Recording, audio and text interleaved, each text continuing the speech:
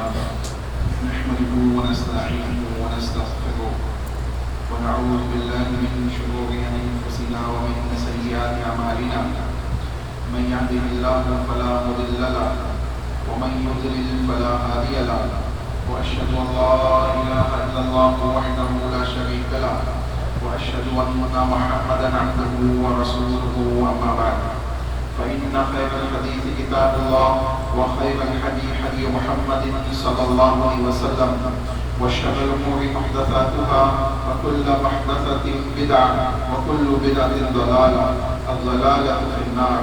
وقال الله تبارك وتعالى في كتابه المجيد بعد أعوذ بالله من الشيطان الرجيم بسم الله الرحمن الرحيم لقد كان لكم في رسول الله أسوة حسنة.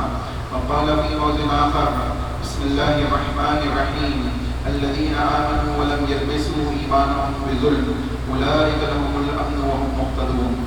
تمام قسم کی حمد و ثنا کبریائی بڑائی اس وحدہ لا شریک خالق کائنات مالک ارض و سما کی الہی گزیبہ ہے جو تمام جہانوں کا خالق اور مالک ہے، جو تمام جہانوں کا رب العالمین ہے. اسی کے لیے تمام تر الوہیت و ربوبیت کے معاملات ہیں اور وہی اکیلا تمام تر عبادتوں کا مستحق ہے اور تمام تر عبادتیں اسی کے لیے لائق و زیبا ہے. سبحان اللہ و بحمدہ سبحان اللہ العظیم. انگنت درود و سلام ہو انبیاء کی مقدس جماعت پر، خصوصاً سید المرسلین رحمت للعالمین آمنہ کے لال جناب محمد رسول اللہ صلی اللہ علیہ وسلم کی نادگرامی پر. اللهم صل على محمد وعلى ال محمد كما صليت على ابراهيم وعلى ال ابراهيم انك حميد مجيد. اللهم بارك على محمد وعلى ال محمد كما باركت على ابراهيم وعلى ال ابراهيم انك حميد مجيد. محترم سامعین و پردہ نشین خواتین اسلام، ذی القعدہ اب اس کے بعد اسٹارٹ ہونے والا مہینہ ذی الحجہ، حج کے معاملات یہاں سے یعنی حج کے مسافرین جو ہے حج کے لیے مکہ المکرمہ جانا اسٹارٹ ہو چکے ہیں.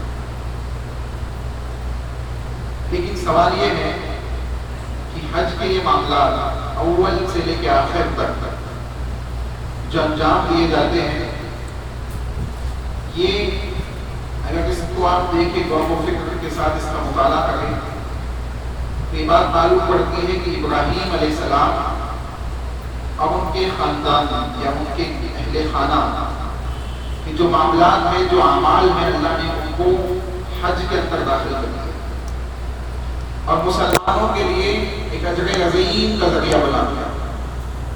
ایک ایسی عبادت جو کئی چیزوں کا مجموعہ ہے.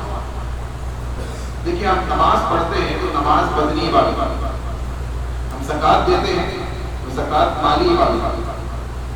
حج وہ عبادت ہے جس میں مال بھی لگتا ہے، جس میں جسم بھی لگتا ہے، جس میں زبان سے کیے جانے والے ذکر و اذکار بھی ہیں اور مشقتوں، مسائل اور دیگر چیزیں اس کے ساتھ جڑی ہوئی ہیں. اسی لیے اس کی فضیلت اور اہمیت بھی اتنی ہے کہ اللہ کے نبی صلی اللہ علیہ وسلم نے بڑے واضح الفاظ میں یہ بات بیان کی کہ جس نے ایسا حج کیا کہ اللہ نے اس کو قبول کر لیا، ایسا حج کہ اللہ اس کو قبول کر لینے، فسق و فجور سے بچتے ہوئے حلال کمائی کے ساتھ رسول محترم صلی اللہ علیہ وسلم کی اتباع میں حج کے معاملات انجام دیے. اب وہ لوٹا اپنے علاقے کی طرف تو وہ ایسے لوٹا جیسے ماں کے پیٹ سے آج ہی پیدا ہوا ہے. بالکل صاف کر دیا گیا، گناہوں سے پاک و صاف کر دیا گیا اس کو. اب اندازہ لگائے اتنی بڑی فضیلت کسی دوسرے عمل کی نہیں ذکر ہوئی. چنانچہ اب کچھ شخصیت جن کے سلسلے میں یا جن کے اہل خانہ کی وجہ سے حج جیسی عظیم ترین نعمت ہم کو ملی، یا عید الاضحیٰ کے دن ہم قربانیوں کو انجام دیتے ہیں تو آل ابراہیم اور ابراہیم علیہ السلام کی سنتوں کو زندہ کرتے ہیں. چنانچہ ہم کو معلوم ہونا چاہیے کہ وہ شخصیت کیسی ہے، یعنی ابراہیم علیہ السلام کی شخصیت یا آپ کی زندگی سے ہم کو کیا درس ملتا ہے، کیا اس کے اسباب ہیں، کیا اس کے دروس ہیں، اس کا مطالعہ یا اس کا جائزہ انشاءاللہ ہم اس خطبے میں لینے کی کوشش کریں گے۔ اللہ سے دعا ہے کہ ابراہیم علیہ السلام کی سیرت کے جو اہم پہلو ہیں ہمارے سامنے آئے، ہم اس کے مطابق اپنی زندگیوں کی اصلاح کر سکیں۔ سب سے پہلی چیز، اگر ہم ابراہیم علیہ السلام کی زندگی کا جائزہ لیں تو سب سے پہلی اور بنیادی چیز جو ہمیں معلوم پڑتی ہے وہ یہ کہ ابراہیم علیہ السلام ایک ایسے گھر میں پیدا ہوئے جو بت فروش ہے، اور بت فروش بھی نہیں ہے بلکہ بتوں کو بنانے والا بھی ہے، بناتا بھی ہے، بیچتا بھی ہے۔ ابراہیم علیہ السلام جس علاقے میں اللہ رب العالمین نے آپ کو مبعوث کیا، آپ کو نبی بنا کر بھیجا، یہ علاقہ اور آپ کے اہل خانہ، آپ کا خاندان، آپ کے گھرانے والے تمام کے تمام لوگ بت پرستی میں ڈوبے ہوئے ہیں۔ یہاں تک کہ آپ دیکھیں نمرود جس کی حکومت، جس کا ہولڈ ہے اس پورے علاقے کے اندر، اس کے مشیر خاص ہیں حضرت ابراہیم کے والد، جن کا نام اللہ رب العالمین نے کتاب اللہ کے اندر آزر بیان کیا ہے۔ آزر کسے کہتے ہیں؟ اس زمانے کے اندر اس علاقے کی زبان میں آدر، الف دال را، آدر کہا جاتا تھا اس شخص کو جو پجاری ہوتا تھا، یعنی بتوں کی عبادت کرنے والا تو ایک عابد ہو گیا، عبادت کرنے والا ہوتا، لیکن وہ شخص جو کثرت کے ساتھ عبادت کرتا ہے، لوگوں کو دعوت دے رہا ہے، پجاری، اسی کو عربی میں آدر کہا گیا۔ آزر کہا گیا، اور اللہ رب العالمین نے کتاب اللہ کے اندر اس انداز سے اس کو بیان کیا، کہا وَإِذْ قَالَ إِبْرَاهِيمُ لِأَبِيهِ آزَرَ أَتَتَّخِذُ أَصْنَامًا آلِهَةً إِنِّي أَرَاكَ وَقَوْمَكَ فِي ضَلَالٍ مُبِينٍ۔ حضرت ابراہیم علیہ السلام کی زندگی سے مسلمانوں کو سب سے پہلا جو درس ملتا ہے وہ ہے تحقیق کا جذبہ، اپنے معاشرے کے اندر لوگوں کو فکر کرنا اور اپنے معبود حقیقی کو پہچاننے کی کوشش کرنا، اپنے رب کائنات کو پہچاننے کی کوشش کرنا، اس کی تلاش میں نکل جانا، اور کائنات کی نشانیوں میں، کائنات کے اندر موجود مخلوقات میں اس رب کی نشانیوں کو تلاش کرنا، اور جب سمجھ میں آ جائے تو اس کے اوپر ایمان لے آنا۔ لیکن حضرت ابراہیم نے کیا کیا؟ پیدا ہوئے بت خانے، بت بنانے والے کے گھر میں، معاشرہ، سوسائٹی پوری معبودان باطلہ کی عبادت اور پرستش میں ڈوبی ہوئی ہے۔ لیکن ابراہیم علیہ السلام یہ سوچ کر بیٹھ نہیں گئے کہ ابا ایسا کر رہے، دادا ایسا کر رہے، پورے معاشرے کی اکثریت یہ کام کر رہی ہے، کہا نہیں۔ انہوں نے کیا کہا اپنے والد سے؟ کہا وَإِذْ قَالَ إِبْرَاهِيمُ لِأَبِيهِ، اپنے والد آزر سے کہا۔ اب دیکھیں حضرت آزر جو ابراہیم علیہ السلام کے والد ہیں، ان کے سلسلے میں بھی اختلاف پایا جاتا ہے۔ اختلاف کیا ہے کہ بعض لوگ کہتے ہیں کہ یہ چچا تھے، اور بعض لوگ کہتے ہیں کہ آزر جو ہے والد تھے، بعض لوگ کہتے ہیں کہ ان کا نام آزر نہیں تھا، والد کا نام تاریخ تھا، اور حضرت آزر جو ہے یہ چچا تھے۔ تین قول ہو گئے۔ ایک اور چوتھا قول ملتا ہے کہ حضرت ابراہیم کے والد آزر ہی تھے، ان کا لقب تاریخ تھا، یا ان کا نام تاریخ تھا، لقب آزر تھا۔ لیکن اگر کتاب اللہ کی اس آیت کریمہ کا جائزہ لے تو اللہ رب العالمین نے چچا کہہ کے نہیں بلایا۔ اللہ نے کہا وَإِذْ قَالَ إِبْرَاهِيمُ لِأَبِيهِ، ابراہیم نے اپنے والد سے کہا، اس سے کہا والد سے، تو اختلاف ختم ہو جاتا ہے۔ فَإِن تَنَازَعْتُمْ فِي شَيْءٍ فَرُدُّوهُ إِلَى اللَّهِ وَالرَّسُولِ، جب اختلاف ہو تو اللہ اس کے رسول کی طرف لوٹاؤ، جو فیصلہ جیسا فیصلہ وہاں سے ملے اس کو قبول کرو۔ اختلاف ہو، کچھ کہہ کے چچا ہے، کچھ کہہ کے والد ہے، آیت کریمہ کی طرف بات لوٹائی گئی تو معلوم پڑا ابھی کیا ہے؟ والد ہے. چنانچہ صحیح قول کیا ہوا کہ حضرت ابراہیم کے والد جن کا نام کیا تھا؟ آزر. تو اپنے والد آزر سے کہا اتتخذ اصناما آلہۃ، سوال کر رہے ہیں. جس کے اندر تحقیق کا جذبہ پیدا ہوتا ہے سب سے پہلے اس کے اندر سوال کرنے کا جذبہ پیدا ہوتا ہے. بغیر سوالات کا تحقیق نہیں آتی. اس کو آپ کو دیکھنا ہے نا، جو بچے چھوٹے چھوٹے بچے جو ہوتے ہیں، بچوں کو دیکھیے آپ، اپنے گھروں کے بچوں کو دیکھیے، وہ سوال کرتے بڑوں سے. بڑوں سے بچے سوالات کرتے ہیں، اور جب بچے سوال کریں تو ان کو جواب دینا چاہیے، ان کو اگنور نہیں کرنا چاہیے. آپ کے پاس جواب نہیں ہے تو بولیے بھائی میں پتہ کر کے بتاؤں گا. یہ اچھی چیز ہے، کوئی مسئلہ نہیں، آپ کو بھی علم آئے. تو بچے اگر سوال کر رہے ہیں تو تحقیق کر رہے ہیں زندگی کے ایک ایسے مرحلے پہ جہاں سوال کے ذریعے علم مل رہا ہے. حضرت ابراہیم بھی سوال کر رہے ہیں، کس سے؟ اپنے والد سے. تحقیق کی پہلی سیڑھی سوال. فاسألوا اہل الذکر ان کنتم لا تعلمون، اگر تم کو نہیں معلوم ہے اہل ذکر سے پوچھو، اہل علم سے پوچھو. تو تحقیق جب تک بندہ تحقیق نہیں کرے گا اہدنا الصراط المستقیم کو پا نہیں سکتا. اور اگر تحقیق کے بعد صراط مستقیم سمجھ میں آ جائے گا تو ابراہیم علیہ السلام کی زندگی سے ہمیں یہ درس ملتا ہے کہ اس صراط مستقیم کو قبول کرنے میں دیری نہیں کرنی چاہیے.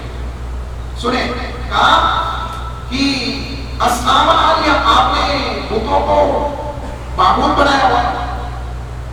آپ نے کیا کیا ہے؟ بتوں کو معبود بنایا ہوا. اب بت کیسے ہیں کہ آپ خود گھر میں بناتے ہو، آپ ہی سے لوگ خرید کے لے کے جاتے ہیں، اور آپ بناتے ہو اور بنانے کے بعد یہ آپ کے مالک بن جاتے ہیں. کیا آپ کے مالک بن جاتے ہیں؟ ایسے ہمارے یہاں کیا ہوتا ہے، انسان جب تک زندہ ہوتا ہے اس کی ویلیو نہیں ہوتی ہے، جب مر جاتا ہے قبر میں چلا جاتا ہے تو ولی بن جاتا ہے. یہ ہوتا ہے نہیں؟ وہ حاجت روا، مشکل کشا، غریبوں کو نوازنے والا، دعاؤں کو سننے والا بن جاتا ہے.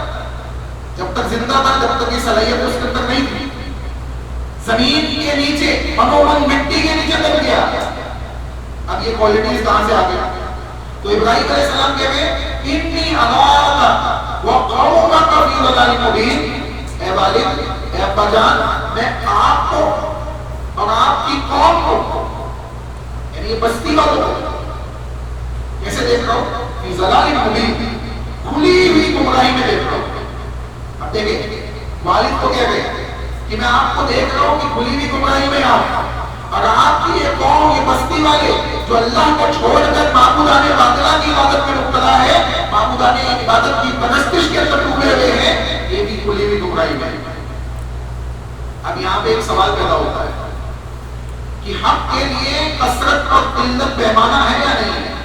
کچھ لوگ کہتے ہیں کہ ہم زیادہ ہیں اس لیے ہم حق پہ ہیں. کچھ لوگ کہتے ہیں کہ ہم تعداد میں زیادہ ہیں، ہم کثیر تعداد میں تو ہم حق پہ ہیں. یا اکیلے ابراہیم ہیں. ابراہیم کیسے؟ اکیلے، اور کہہ رہے میں آپ کو اور آپ کی قوم کو، دوسری طرف پوری قوم ہے، ابراہیم اکیلے، حق پہ کون ہے؟ سوال ہے. تو حق پہ کون ہے؟ ابراہیم علیہ السلام حق پہ ہے، اور وہ حق کا تحقیقی جذبہ ان کے اندر پیدا ہو گیا. ابھی نکل پڑے، اپنے والد سے، اپنے گھر سے اسٹارٹ کیا کہ آپ یہ جو کام کر رہے ہو نا یہ صحیح نہیں ہے، یہ مت کیجیے. اور آپ کی جو قوم کام کرتی ہے معبودان باطلہ کی پرستش میں ڈوبی ہوئی ہے، یہ کام مناسب نہیں ہے. تو اگر انسان کو تحقیق کرنا ہے تو اپنے ارد گرد اللہ رب العالمین کی نشانیوں کا جائزہ لینا پڑے گا. کافی ضلال مبین. اب دیکھیں، جب بندہ تحقیق کی طرف نکلتا ہے نا تو اللہ کی بھی مدد آتی ہے. آپ ایک قدم بڑھائیے حق کی تلاش میں، اللہ آپ کے لیے راستے کھولتا چلا جائے گا. لیکن تعصب کا عینک نہیں ہونا چاہیے. آپ کو دل تعصب میں ڈوبا ہوا نہیں ہونا چاہیے. کھلے دل کے ساتھ تحقیق کی آنکھوں سے کتاب و سنت کا مطالعہ کیجیے اور حق کو تلاش کیجیے کہ ہمارے رب نے ہمارے لیے کیا پیغام کیا ہے، ہمارے رب کو ہم کیسے پہچان سکتے ہیں. آج مسلمانوں کی اکثریت شرک میں ڈوبی ہوئی ہے، مسلمانوں کی ایک بڑی تعداد بدعات میں ڈوبی ہوئی ہے۔ اس کی بہت بڑی وجہ یہ ہے کہ ہم حقیقی معنی میں اپنے رب کو پہچانتے نہیں ہیں، حقیقی معنوں میں اپنے نبی کے حقوق کو جانتے نہیں ہیں۔ اس کی وجہ سے رب کو نہ پہچاننے کی وجہ سے شرک میں مبتلا ہوا، نبی کے حقوق نہ جاننے کی وجہ سے بدعات میں مبتلا ہوا۔ جب ان دونوں چیزوں کو جان لیں گے، سمجھ لیں گے، تو شرک سے بھی بچ جائیں گے اور بدعات سے بھی بچ جائیں گے۔ تو کہا وَكَذَلِكَ نُرِي إِبْرَاهِيمَ، اللہ نے بیان کرنا کہ ہم نے ابراہیم کے لیے اپنی نشانیوں کو ظاہر کیا، اپنی نشانیوں کی طرف غور و فکر کے جو جذبات ہے، جو جذبہ ہے، اس کو بڑھا دیا۔ ملکوت السماوات والارض، آسمان و زمین کی نشانیاں ابراہیم علیہ السلام کے سامنے ہم نے پیش کی۔ دیکھیں ابھی توحید کا اعلان نہیں کیا، کہا وَلِيَكُونَ مِنَ الْمُؤْمِنِينَ، تاکہ وہ ایمان یا یقین رکھنے والے لوگوں میں شامل ہو جائے۔ ابھی ابراہیم علیہ السلام اپنے والد کو کہہ رہے ہیں کہ آپ ابراہیم ہے، یہ عمل آپ کا جو ہے مناسب نہیں لگتا، یہ صحیح نہیں ہے۔ اور کتنے ایسے لوگ ہیں دنیا کے اندر جو معبود حقیقی رب العالمین کے ساتھ دوسروں کو شریک کرتے ہیں اور ان کے دل میں یہ بات ہوتی ہے کہ یار یہ کام صحیح نہیں ہے، یہ عمل صحیح نہیں ہے۔ اور اگر اسی دل کی اس کیفیت، اس فطری کیفیت کے اوپر وہ تحقیق اسٹارٹ کرتے ہیں تو یقین جانیے اللہ ان کو توحید پہ لا کے جما دے گا، لیکن آگے نہیں بڑھتے، آگے بڑھنے کی ہمت نہیں کرتے۔ تو دل کی فطری کیفیت پیدا ہو گئی نا، یہ جو عمل کیا جا رہا ہے صحیح نہیں ہے، مانگنا تو اللہ سے چاہیے، سجدہ تو اللہ کو کرنا چاہیے، اللہ کے لیے نظر و نیاز کرنی چاہیے، اللہ رب العالمین کے لیے دیگر تمام معاملات انجام دینے چاہیے۔ تو اگر یہ کام ہم دوسرے کے لیے کر رہے ہیں تو یہ مناسب نہیں ہے، دل میں فطری چیز پیدا ہو گئی، لیکن اس فطری کیفیت کو تحقیق کے ترازو کے اندر یہ داخل کیا جا رہا ہے جس کی وجہ سے صراط مستقیم حاصل نہیں ہوا۔ ابراہیم نے کیا کیا؟ علیہ السلام نے اس کو تحقیق کے ترازو میں ڈال دیا اور نکل پڑے تحقیق کے لیے۔ اللہ نے آسمان و زمین کی نشانیاں ان کے سامنے کھڑی کی۔ سنیں، فلما جن علیہ اللیل رأى کوكبا قال هذا ربی، نکلے رات کے ایک پہر میں نکلے اور دیکھا آسمان میں ستارے چمک رہے، ان ستاروں میں سے ایک ستارہ بہت زیادہ چمک رہا تھا۔ کہا کہ رأى کوكبا، ایک ستارے کو دیکھا، قال هذا ربی، یہ میرا رب ہے، یہ میرا رب ہے۔ اب دیکھیں ستارے آسمان میں کتنے ہیں؟ لا محدود، لا تعداد، انلیمیٹڈ موجود ہے، لیکن ان انلیمیٹڈ میں سے بھی ایک ستارہ جو زیادہ چمک رہا ہے اس کو رب مان رہے۔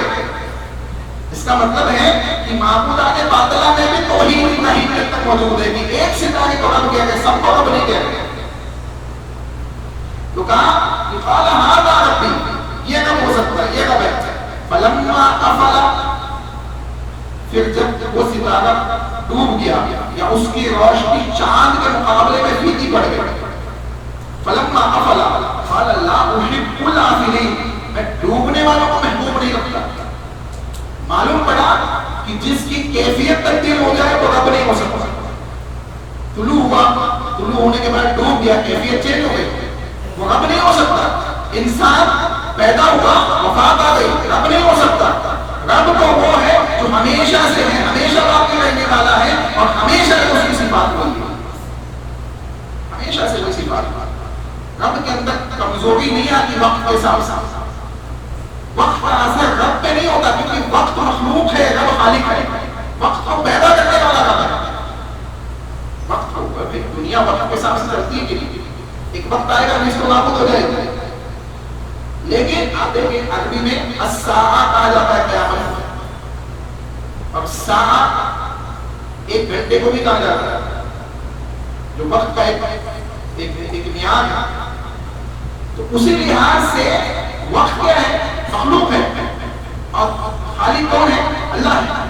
تو مخلوق پہ اثر پڑتا ہے چیزوں کا، خالق پہ اثر نہیں پڑتا۔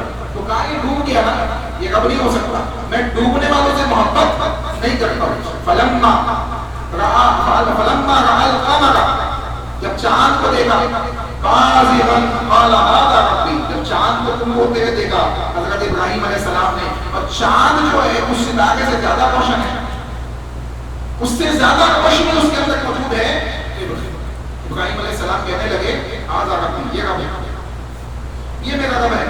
فلما افل، اب جب ڈوب گیا، اب دیکھیں ایک اور ابراہیم علیہ السلام کی زندگی سے جو درس مل رہا ہے اس کو لے کے چلے جائیے۔ ایک اور درس، قال لئن لم يهدني ربي لأكونن من القوم الضالين۔ صراط مستقیم کی تحقیق کے لیے جب بندہ نکلے، اس کو تلاش کے لیے نکلے، تو رب سے دعا بھی مانگے، رب سے دعا مانگے۔ ابراہیم علیہ السلام کہہ گئے اے اللہ اگر تو مجھے ہدایت نہیں دے گا تو میں گمراہ لوگوں میں شامل ہو جاؤں گا۔ معلوم پڑا کہ اللہ سے ہدایت کی دعا مانگ رہے ہیں۔ اللہ اکبر۔ تو ہم کو بھی چاہیے نا کہ ہم ہدایت کی دعا مانگے اللہ سے۔ ہم میں سے کتنے ایسے ہیں جو اللہ کے حضور میں ہاتھ اٹھاتے ہیں اس لیے کہ اللہ مجھے ہدایت دے قرآن و حدیث کے اوپر چلنے کی، یعنی صحیح فہم جو رسول اللہ صلی اللہ علیہ وسلم کے زمانے میں صحابہ کے پاس تھا، اے اللہ اس دین کے اوپر مجھے چلا دے۔ کتنے ایسے جب دیکھا جائے گا تو اکثریت ایسی ہے جو اس چیز کی دعا مانگتی نہیں ہے، وہ سمجھتی میں تو آلریڈی حق پہ ہوں، پیدائشی طور پہ حق پہ ہوں۔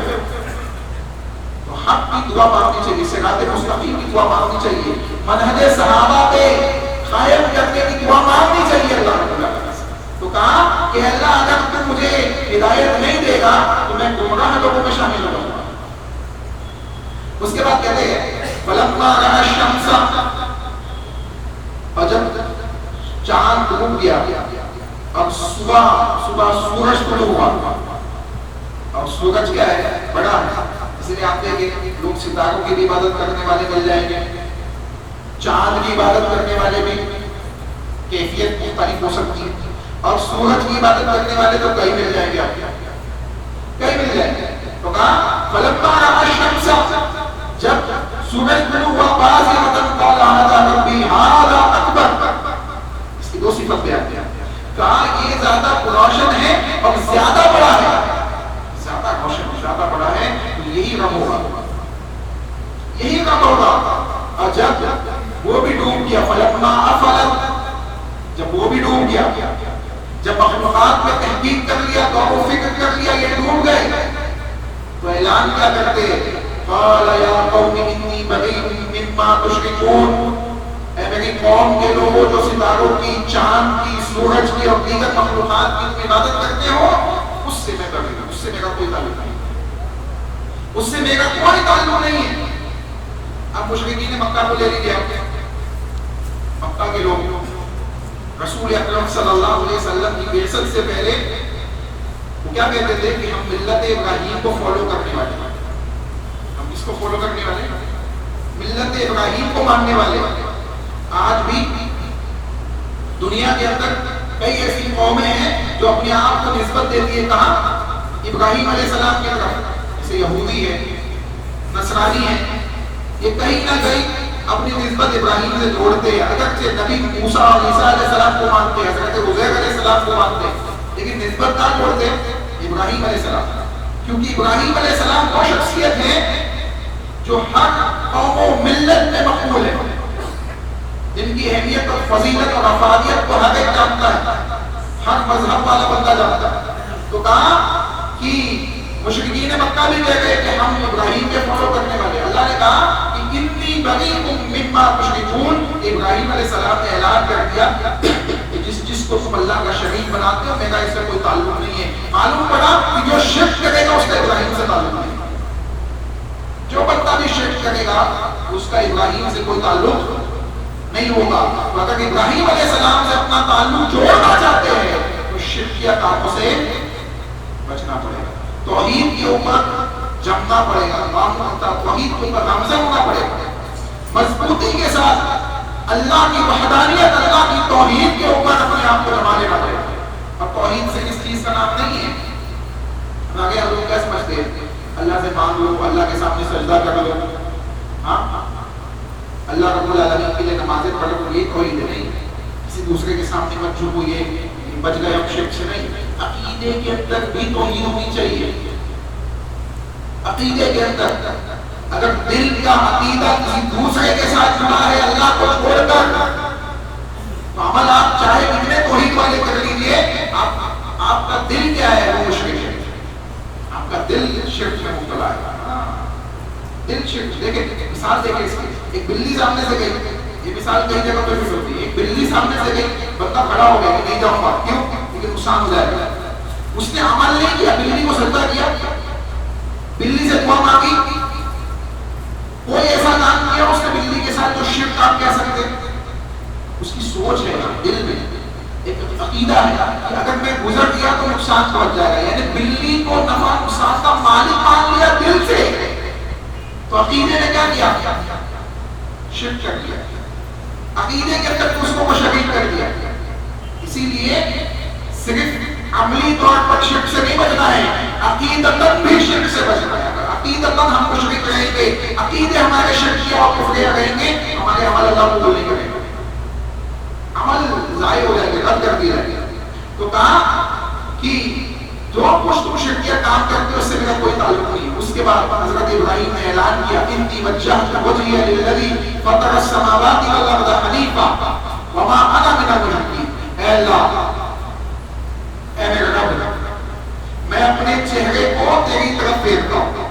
اس کا مطلب کیا ہے؟ کسی کو چہرہ پھیرتا ہوں؟ نہیں، کیونکہ چہرہ عبادت کی طرف اللہ رب العالمین کی طرف جھکایا جاتا ہے، یا معبودان باطلہ بھی اپنے معبود باطل کے سامنے اپنے چہرے کو جھکاتے ہیں۔ اب جسم کے اندر چہرہ ایک مقدس شے ہے، چنانچہ اسی کی طرف اشارہ ہے کہ میں اپنے چہرے کو تیری طرف پھیرتا ہوں، یعنی دل اور جسم کی طرف سے تیری طرف اڑتا ہوں، تیرے اوپر ایمان لے آتا ہوں۔ انی وجہت وجہی للذی فطر السماوات والارض۔ اب وہ کون رب ہے؟ کوئی کہہ سکتا تھا نا کہ بھائی ابراہیم نے کس رب کا نام لیا تو ہمارے ہی بت تھے، ہماری معبودان باطلہ۔ کہا نہیں، جس نے آسمان و زمین کو فطرت کے ساتھ پیدا کیا ہے، جو آسمان و زمین کا خالق ہے، اس رب کی طرف اپنا چہرہ پھیرتا ہے۔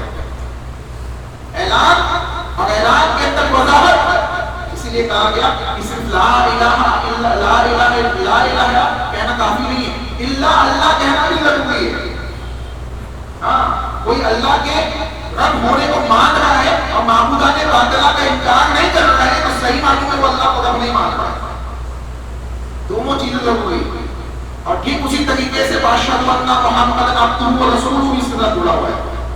دونوں یہ تینوں چیزیں کمپلسری ہے، اس کے بغیر انسان اسلام کے اندر داخل نہیں ہو سکتا، یہ داخل نہیں ہو سکتا۔ چنانچہ انسان کو چاہیے اس بات کا خیال رکھے۔ اس کے بعد کہا گیا کہ ابراہیم علیہ السلام نے اپنی قوم کے ساتھ بات رکھی، وحاجہ قوم، اپنی قوم کے سامنے حجت کو پیش کیا، قوم والوں کو سمجھانے کی کوشش کی۔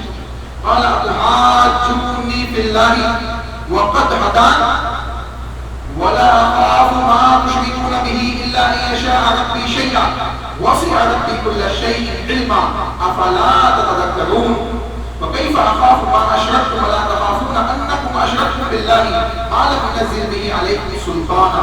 اب دیکھیں ابراہیم علیہ السلام نے حجت پیش کی، کہا کہ دیکھو یہ تم کام کر رہے ہو نا صحیح نہیں ہے، اس کو بند کرو، اور ایک اللہ کی عبادت کرو، ایک اللہ کی عبادت کرو۔ آج ہم پریشان ہیں، ہمارے اوپر امن و امان کیوں نہیں ہے؟ کیوں دنیا جہاں کے اندر مسلمان ستائے جاتے ہیں؟ کیوں دنیا جہاں میں لوگ مسلمانوں کے اوپر ٹوٹ پڑے ہیں، مسلمان ذلیل تک ذلیل ہوتا جا رہا ہے؟ وجہ کیا ہے؟ امن و امان ختم ہو رہا ہے مسلمانوں کے علاقوں سے۔ سنیں اللہ نے بیان کیا ہے، سنیں، پہلے حجت قائم کی، پہلے دعوت دی کہ لوگوں اللہ کی وحدانیت کو مان لو، لوگوں نے نہیں مانا، لوگوں نے نہیں مانا، اور حضرت ابراہیم کو اپنے معبودان باطلہ سے ڈرانے لگے۔ لوگ کہتے ہیں کہ ہمارے بڑے ہیں، یہ بگاڑ دیں گے، تمہارا معاملہ خراب ہو جائے گا، ایسا مت بولو ان کے خلاف، ہاں ایسا مت بولو۔ ابراہیم علیہ السلام کو ڈرانے لگے۔ ابراہیم علیہ السلام نے کیا کہا؟ وَكَيْفَ أَخَافُ مَا أَشْرَكْتُمْ بِاللَّهِ مَا أَشْرَكْتُمْ وَلَا تَخَافُونَ أَنَّكُمْ أَشْرَكْتُمْ بِاللَّهِ۔ کہا کہ تم مجھے ڈراتے ہو اپنے معبودات باطلہ سے، حالانکہ تم معبود حقیقی کے ساتھ ان کو شریک کر رہے ہو، تو مشرکانہ عمل تم کر رہے ہو، اور ڈرا مجھے گئے ہو کہ میں توحید پہ ہوں، میں وحدانیت پہ ہوں، حالانکہ ڈرنا تو تم کو چاہیے، کہ تم اللہ کے ساتھ دوسروں کو شریک کرے. کس کو ڈرنا چاہیے؟ توحید والے کو یا مشرکانہ اعمال کرنے والے کو؟ تو کہا کہ اشرکتم باللہ، تم اللہ کے ساتھ دوسروں کو شریک کر رہے ہو اور ڈرا تم ہم کو گئے ہو. آج کیفیت وہی ہے کہ انسان اللہ کے ساتھ دوسروں کو شریک کر رہا ہے اور توحید والوں کو کہتا ہے کہ تو کیا سمجھتا ہے یہ اللہ کی توہین کرتے، رسول کی توہین کرتے، صحابہ کی توہین کرتے. آگے تحقیق نہیں کر رہے، تحقیقی کیفیت نہیں ہے، تحقیقی جذبہ نہیں ہے. تو کہا کہ نہیں ڈرنا تو تم کو چاہیے کیونکہ شرک کے کام تم کر رہے ہو. جو قوم شرک کرے اس کو اللہ سے خوفزدہ ہونا چاہیے کہ اللہ کی پکڑ نہ لے. جو توحید پہ ہے اس توحید ہی کی بنیاد پر دنیا قائم ہے. اس توحید کی بنیاد پر دنیا قائم ہے. قیامت جب آئے گی، اللہ کے نبی صلی اللہ علیہ وسلم نے بیان فرمایا کہ جب قیامت آئے گی اللہ کہنے والا کوئی نہیں ہوگا زمین پر. یعنی توحید ختم ہو جائے گی، زمین سے توحید ہٹے گی، دنیا فنا ہو جائے گی. دنیا قائم ہی ہے توحید کی بنیادوں پر. اگر توحید ہٹ جائے، اب شرک دنیا کے اندر عام ہو جائے، پورا غالب ہو جائے تو دنیا فنا ہو جائے گی، قیامت آ جائے گی، حدیث تو نابود ہو جائے گی. چنانچہ کہا کہ تم کو ڈرنا چاہیے. اچھا کہا ما لم ينزل به علیکم سلطان، اللہ نے اس شرک کی کوئی دلیل تم پہ نازل نہیں کی. معلوم پڑا شرک کرنے والوں کے پاس دلیل تو ہوتی ہے لیکن دلیل باطلہ ہوتی ہے. اللہ نے کوئی نازل نہیں کی. اگر کوئی قرآن سے شرک کی دلیل لے رہا ہے، شرکیہ کام کر رہا ہے، قرآن سے دلیل لے رہا ہے، اس کا مطلب ہے کہ قرآن کا مطلب صحیح نہیں لے رہا ہے، قرآن کو غلط انداز سے لوگوں کے سامنے پیش کر رہا ہے، اس کا ترجمہ اس کا مفہوم صحیح پیش نہیں کر رہا ہے. اس کو چاہیے اس سے بچ جائے گا، اللہ پکڑ لے گا اور سختی کے ساتھ پکڑے گا. چنانچہ کہا ما لم ينزل به علیکم سلطان، کہ اللہ نے کوئی دلیل تم پہ نازل نہیں کی ہے. فأی الفریقین احق بالامن. اب دیکھیں تیسرا سوال حضرت ابراہیم پوچھ رہے اپنی قوم سے، یہ بتاؤ تم میں اور ہم میں امن کا زیادہ مستحق کون ہے؟ جو شرک کر رہے ہو یا جو توحید پہ ہو؟ امن و امان کا مستحق کون ہے؟ پیسفل زندگی یا پیس اس کے معاشرے میں کس کے معاشرے میں ہوگی؟ جو توحید کے ہوں گے ان کے، یا امن و امان جو شرکیہ کام کریں گے ان کے؟ ہاں ایو الفریقین احق بالامن ان کنتم تعلمون، اگر تم جانتے ہو تو بتاؤ، اگر تم جانتے ہو تو بتاؤ. اس کا مطلب کیا ہوا کہ جو توحید میں ہوگا امن و امان اس کے لیے، امن و امان اس کے لیے، نہ کہ اس کے لیے جو شرکیہ کام کر رہا ہے. لیکن افسوس یہ ہے کہ آج مسلمانوں کے اندر شرک کے لیول بہت ہائی ہو چکا ہے، جس کی وجہ سے معاشرے سے امن و امان ختم ہو رہا ہے. اگر آپ چاہتے ہیں اپنے معاشرے میں امن و امان کو قائم کرنا، اس کی بنیاد ہے توحید، اس کی بنیاد ہے اپنے عقیدے اور اپنے اعمال کے اندر توحید کو داخل کرنا، توحید کی شاخوں کو سیکھ لینا اور اپنی زندگیوں کے اندر اس کو داخل کرنا. لیکن افسوس یہ نہ سیکھنے کی توفیق ہے، نہ اصلاح کی توفیق ہے. توحید کے سلسلے میں توحید کا مسئلہ ہے کیا؟ توحید بیان کرتے ہیں، توحید سن کر کچھ لوگوں کے دل سکڑ جاتے ہیں، توحید کا نام سن کر کچھ لوگوں کے دل سکڑ جاتے ہیں. تو اللہ کی وحدانیت دین کی بنیاد ہے، اس کا اعلان کیے بغیر کوئی اسلام کے گیٹ کے اندر داخل نہیں ہو سکتا، اسلام میں داخل نہیں ہو سکتا. کوئی لا الہ الا اللہ پڑھے بغیر اسلام میں داخل ہو سکتا نہیں ہو سکتا. چنانچہ کہا کہ الذین آمنوا ولم یلبسوا ایمانهم بظلم اولئک لهم الامن وهم مهتدون. اس کے بعد اللہ نے خود بیان کیا اسی کے بعد والی آیت، یہ سورہ انعام کی آیت ہے. جتنی آیتیں پڑھی گے سب سورہ انعام میں مل جائے گی آپ کو. اللہ نے کہا وہ لوگ جو ایمان لائے ولم یلبسوا، اور نہ ملایا انہوں نے اپنے ایمان کے ساتھ ظلم کو. ظلم کسے کہتے ہیں؟ ظلم کہتے ہیں کسی چیز کو اس کے مقام سے ہٹا کر دوسرے مقام پہ رکھ دینا، یہ ظلم کہلاتا ہے. یہ کیا ہے؟ ظلم ہے. مثال کے طور پہ اہل علم کے مقام پر برادرز کو لا کے رکھ دینا ظلم ہے. اسی طریقے سے شرک کو ظلم کہا گیا کہ اللہ رب العالمین کی عبادت، جو اللہ رب العالمین کا حق اور اس کا مقام ہے کس اللہ رب العالمین کے لیے، اس عبادت کو اٹھا کر معبودان باطلہ کے ساتھ کیا جائے تو یہ ظلم ہے. یہ کیا ہے؟ ظلم ہے. تو کہا ان الشرک لظلم عظیم، کائنات کا سب سے بڑا ظلم کیا ہے؟ شرک ہے. اب یہاں پہ کہا جا رہا ہے کہ وہ لوگ جو ایمان لائے اور اپنے ایمان کے ساتھ ظلم کو نہیں ملایا، آمیزش نہیں کی، اس کی مکس اپ نہیں کیا، اس کا یعنی شرک کو مکس اپ نہیں کیا. اولئک لہم الامن، جو توحید پہ، اس کا مطلب کیا ہوا؟ جو توحید پہ، اولئک لہم الامن، امن و امان ان کے لیے. معلوم پڑا ہمارے اوپر سے امن و امان اٹھایا گیا، اس کی وجہ ہے کہ ہم توحید پہ نہیں. اور جو توحید پہ ہے وہ گناہوں میں ڈوبے ہوئے، جو توحید پہ ہے وہ بھی گناہوں میں ڈوبے ہوئے. یا تو جھگڑا لگا ہے آپس میں جھگڑا کر رہے ہیں، کیفیت ہے کہیں نہ کہیں تو معاملہ ہے جس کی وجہ سے معاملات آسمانی طور پہ بگڑے. بھائی زمینی سطح سے معاملات نہیں بگڑتے، فیصلے آسمانوں میں ہوتے. اگر آپ چاہتے ہیں کہ ہمارے حق میں فیصلے ہو تو آسمان والے کو راضی کرنا پڑے گا، آسمان والوں کو راضی کرنا پڑے گا. ہم دیکھیں ہمارے معاملات دیکھ لیں، عبادات سے لے کے شادی بیاہ سے لے کے ہر معاملات میں دیکھ لیں کتنی مخالفت ہم کر رہے ہیں اللہ اس کے رسول سے. اس کے بعد ہم کہیں کہ ہمارے لیے فرشتے نازل ہو، ہمارے لیے اللہ رب العالمین رحمتوں کی بارش فرما دے، تو یہ پاسبل نہیں. کہا کہ یہ ظلم کی آمیزش نہیں کریں گے. تو ایمان کے ساتھ جو لوگ ظلم کی آمیزش، شرک کی آمیزش نہیں کریں گے ان کے لیے امن و امان ہے، وہ مہتدون اور وہی ہدایت پہ ہے. صحابہ آئے نبی کے پاس، دوڑے آئے. جب یہ آیت نازل ہوئی نا، اللہ کے نبی کے پاس آئے، اللہ کے نبی ہم ایمان والے ہیں، تھوڑی بہت خطائیں تو ہم سے بھی ہو جاتی ہیں. اگر ہر ظلم پہ اللہ پکڑ لے اور امن و امان کو ختم کر دے اور ہدایت سے ہم کو ہٹا دے تو ہمارا تو معاملہ بگڑ جائے گا. اللہ کے نبی صلی اللہ علیہ وسلم نے بیان فرمایا نہیں، تم جو ظلم سمجھ رہے ہو، یعنی تم تو گناہ سمجھ رہے ہو، یہ گناہ مراد نہیں، یا گناہ سے یا ظلم سے مراد شرک ہے. کائنات کا سب سے بڑا گناہ شرک. اگر وہ کرتے ہو تو امن و امان بھی ختم ہو جائے گا، ہدایت بھی چھین لی جائے گی. جو بندہ شرک کرے اس کے پاس کہا جائے گا، اس کے پاس ہدایت نہیں ہو سکتی. چنانچہ شرک کرنے والے کو چاہیے کہ اپنی اصلاح کرے. آخری چیز اللہ رب العالمین نے بیان فرمایا وَتِلْكَ حُجَّتُنَا آتَيْنَاهَا، یہ وہ حجت تھی، وہ ڈیبیٹ تھی جو ابراہیم علیہ السلام نے اپنی قوم سے کی. آتَيْنَاهَا إِبْرَاهِيمَ عَلَىٰ قَوْمِهِ نَرْفَعُ دَرَجَاتٍ مَن نَّشَاءُ. اب دیکھیں توحید کی دعوت و تبلیغ کر رہے ہیں، توحید کی دعوت و تبلیغ، لوگوں کو توحید سمجھا کے ڈیبیٹ کر رہے ہیں لوگوں سے توحید کے لیے. اللہ کہتا ہے نرفع درجات من نشاء، ہم جس کا چاہتے ہیں درجہ بلند کر دیتے ہیں. معلوم پڑا توحید کی دعوت و تبلیغ سے بندے کے درجات بلند ہوتے ہیں. نرفع درجات من نشاء ان ربک حکیم علیم، یقیناً تیرا رب ابراہیم کیا ہے؟ حکیم ہے، حکمت والا ہے اور علیم ہے، ہر چیز کا علم رکھنے والا ہے. چنانچہ جب حکمت اسی کی پاس اسی کی طرف لوٹتی ہے، علم اسی کی طرف لوٹتا ہے، تو دنیاوی اعتبار سے ہم معاملات کو انجام دینے کے بجائے آسمانی اعتبار سے انجام دے، معاملات آسان ہو جائے گا.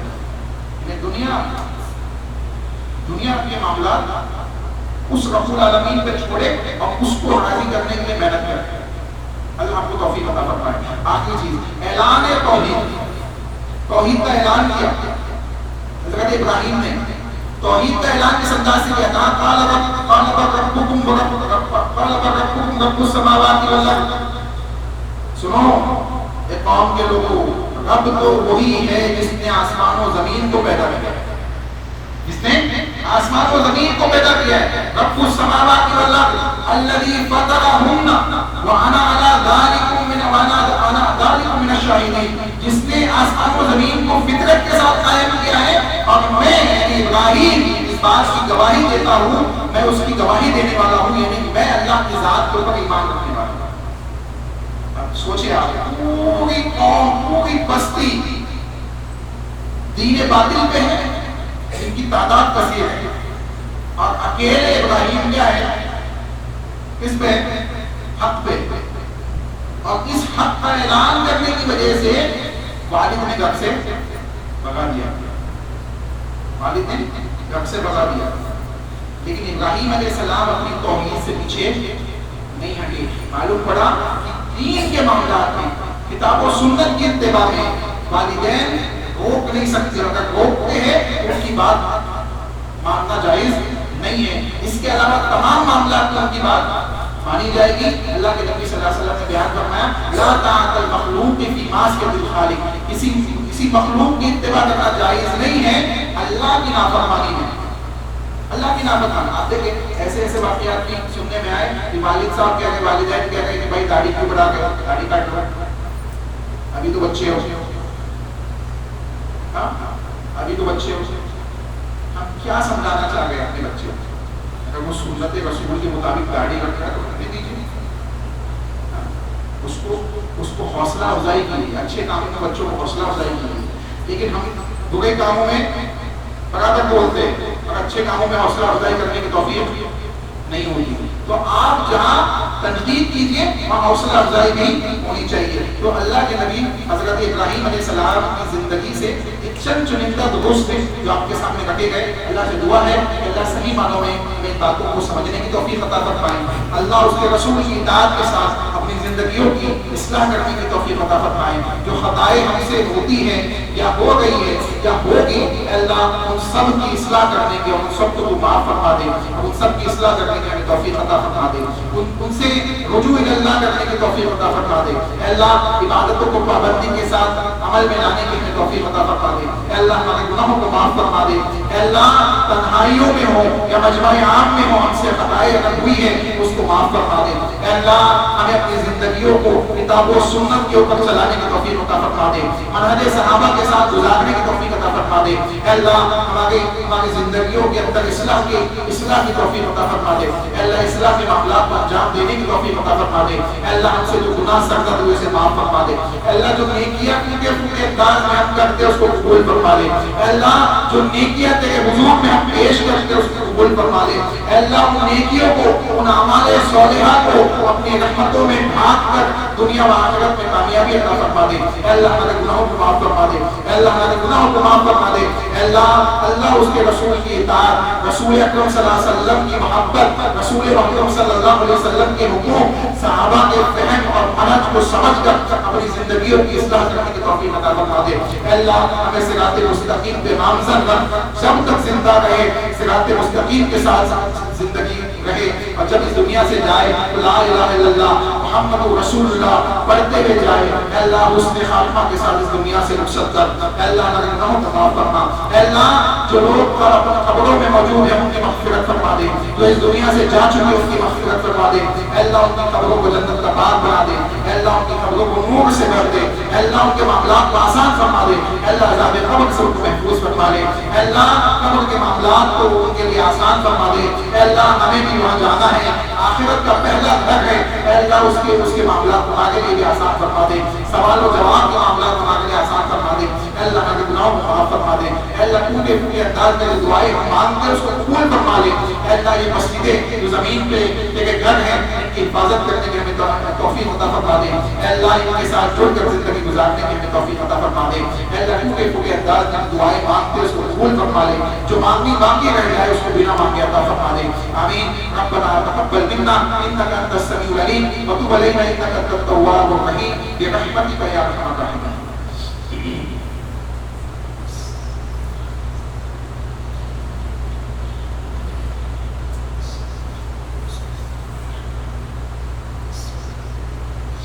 الحمد لله نحمده ونستعينه ونستغفره ونعوذ بالله من شرور انفسنا ومن سيئات اعمالنا. من يهده الله فلا مضل له ومن يضلل فلا هادي له, واشهد ان لا اله الا الله وحده لا شريك له, واشهد ان محمدا عبده ورسوله. اما بعد فاعوذ بالله من الشيطان الرجيم. بسم الله الرحمن الرحيم. يا ايها الذين امنوا صلوا عليه وسلموا تسليما. اللهم صل على محمد وعلى ال محمد كما صليت على ابراهيم وعلى ال ابراهيم انك حميد مجيد. اللهم بارك على محمد وعلى ال محمد كما باركت على ابراهيم وعلى ال ابراهيم انك حميد مجيد. عباد الله رحمكم الله, ان الله يأمر بالعدل والاحسان وايتاء ذي القربى وينهى عن الفحشاء والمنكر والبغي يعظكم لعلكم تذكرون. قوموا الى الصلاه.